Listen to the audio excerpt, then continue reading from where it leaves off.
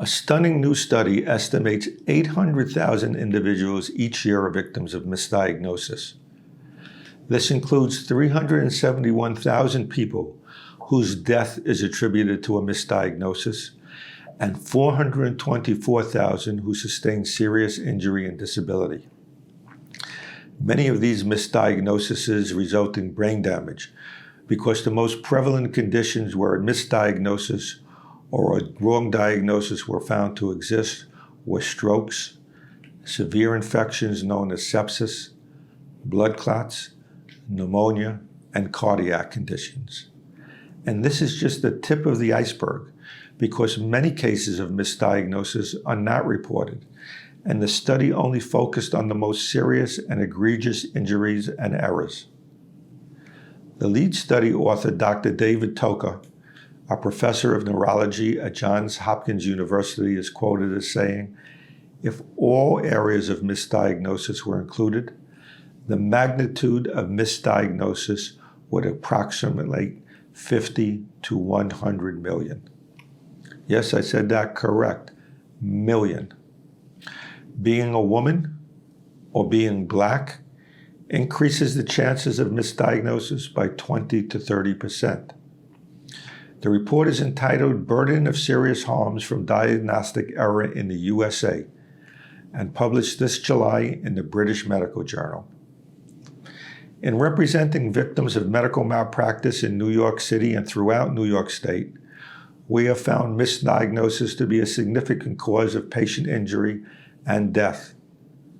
The failure of physicians and other medical staff in offices and in hospitals to listen to a patient, ignoring test results, failing to obtain a consultation with a specialist, not performing a proper differential diagnosis, and not asking the question, what else can it be? And ruling out the most critical conditions first leads to tragic consequences. We have represented patients whose stroke went undetected because complaints of severe headache, dizziness, and disorientation were ignored because of the age, ethnicity, and sex of the individual. The study found strokes are missed over 17.5% of the time.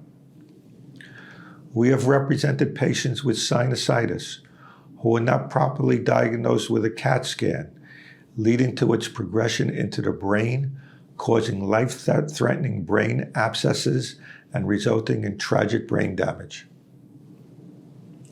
We have represented patients suffering from hemorrhage after giving birth, with substantial blood loss causing lack of oxygen to the brain, whose symptoms were misdiagnosed, leading to delayed treatment and catastrophic brain damage. And patients whose severe complaints of suffering the worst headache in their lives were not timely or properly diagnosed as suffering from a brain aneurysm, rupturing, leading to permanent brain injury. The scope of diagnostic errors needs to be fully examined and addressed. The solution is not limiting a patient's right to seek legal redress when harmed by errors in diagnosis. Medical malpractice and its tragic consequences, including brain damage, are preventable.